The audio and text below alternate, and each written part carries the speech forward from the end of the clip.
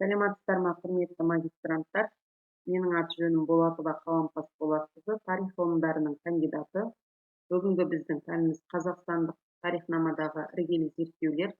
Осы пән бойынша бүгінгі дәрістің тақырыбы Қазақстан тарихнамасындағы түркі кезеңі жазба деректері.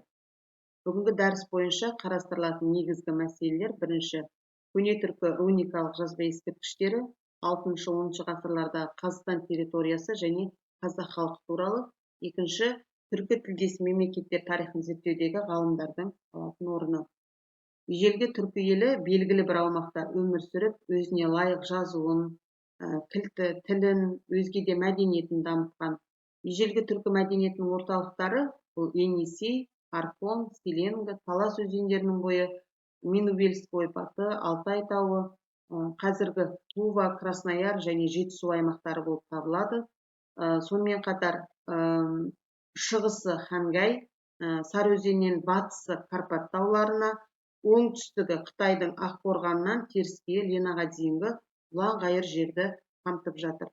Осы аталған аралық жаңағы ұлан-ғайыр байтақ аймақты мекендеген түркі халықтарының жазу дәстүрлерінен қалған барлық мұралар осы жерде сақталынған.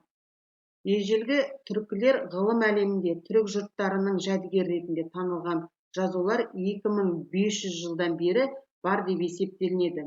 Әзірге мәлім болған есеп бойынша көне түркі жазуымен тас бетіне 240-тай қағаз бен тері бетіне 310 беттей мәлімет түскен, манеки әріпімен 554 бетке жуық мұралар қалдырылған, ұйғыр әріпімен 1000-ға тарта мәтіндер қалдырылса, 10-ға жуық кітаптар жазылып сақталынып отыр қазіргі кезде.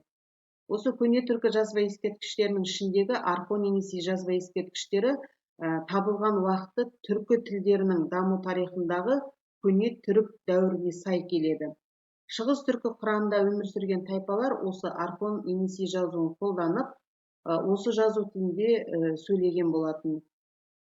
Архон Енисей жазу ескерткіштерінің ең көп табылған жері бұл Архон, Енисей, Селенгі және Талас өзенінің бойы.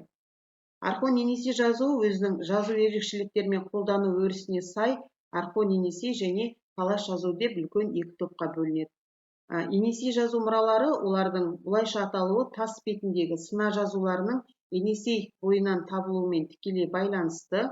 Бұған қосымша кейіннен Тува, Хакасия, Краснояр өлкелерінен де осындай жазбалар табылған болатын. Енисей жазбаларының жалпы саны 85-ке жуық. Енисей ескерткіштер көлемі жағынан негізінен шағын болып келеді. Ең үлкен жолдар 10-15 жолдан, ең кішісі 1-2 жолдан ғана тұрады.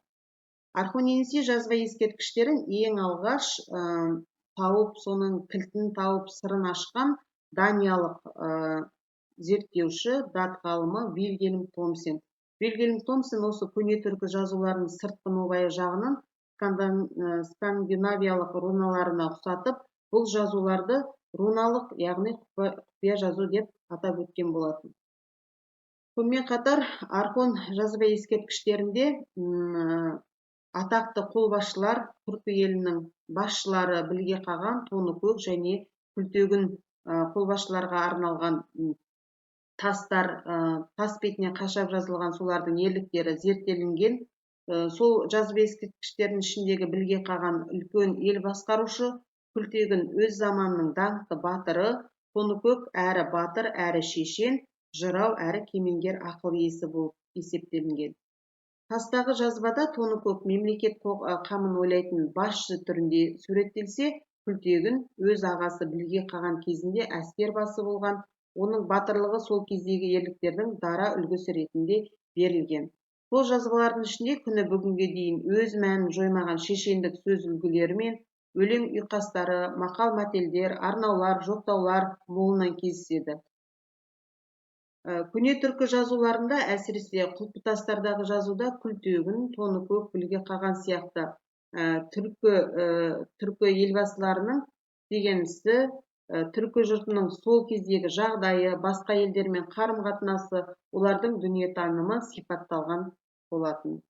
Атақты Күлтегін, Білге Қаған, Тоныкөк өз дәуірінде тасқа қашалып жазылған руникалық ескерткіштер ішіндегі ең көлемдісі әрі көне түріктердің өздері туралы өздері жазған аса құнды бірегей жәдігерліктері болып табылады. Сыртқы пішіні пирамида секілді, күлтегін ескерткішінің биіктігі 3,15 метр, ені 1,24 метр, қалыңдығы 0,41 метрді құрайды. Күлтегін ескерткішінің негізгі бетінде 40 жол жазуы бар. Ол ескерткіштің сол жақ бетіндегі 13 жол жазудың жалғасы болып есептелінеді. Түркологиялық әдебиеттерде ескерткіштегі 40 жол жазу үлкен жазу, ал 13 жол жазу кіші жазу деп аталады. Кіші жазу үлкен жазудың кіріспесі ретінде қалыптасқан. Бұл күлтегін жырындағы түрік халықтарының ата-бабалары туралы елге ерен істермен белгілі болған елтеріс, қапаған, білге қағандар және қолбасшы күлтегін жайында түркілердің жорықтары туралы айтылған. Сондай ірі ескерткіштердің бірі білге қаған Тоныкөк. Білге қағанға арналған осы салынған зор ескерткіш Моңғолияның орталық өңірін жарып ағатын Архон өзенінің алқабында таңғажайып тұлғасын сақтаған қалпында тұр. Онда түркі тілде білге қағанның жеңістері сипатталып жазылған. Білге қағанға қойылған тас ескерткіштерінің ұзындығы 3 метр 45 сантиметр, ені 1 метр 74 сантиметр және қалыңдығы 72 сантиметрді құрайды. Сырт бейнесі көркемдік нақышы жағынан да, мазмұны жағынан да білге қаған мен күлтегін ескерткіштері бір-бірімен өте ұқсас болып келеді. Текст мазмұны бір-бірін қайталайды. Тоныкөк ескерткіші 2 бағана тасқа бөлініп жазылған. Біреуінің биіктігі 1 метр 70 сантиметр болса, оған 1 мен 36 жол, екіншісінің биіктігі 1 метр 60 сантиметр. Мұнда жырдың жалғасы, яғни 37 мен 62 жолдар аралығы орналасқан. Негізінен осы аталып өткен біздің көне түркі жазба ескерткіштеріміз біздің еліміздің, халықтарымыздың, ұлы ата-бабаларымызды әбден орынды мақтаныш етуге лайықты. Соның ішінде бұмын, есте емес, жаңағы білге қаған, күлтегін сияқты алғашқы қағандардың есімдері ежелгі ерте заманның өзге ұлт қолбасшыларының және мемлекет қайраткерлерінің есімімен әбден қатар тұрады. Олардың атқарған істері ешкімнен жаңағы кем емес деп айтуымызға болады.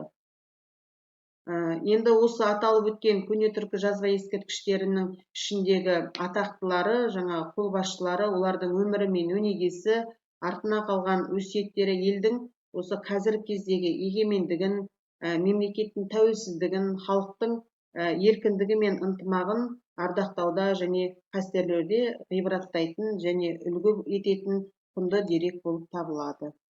Назарларыңызға рахмет. Сау болыңыздар.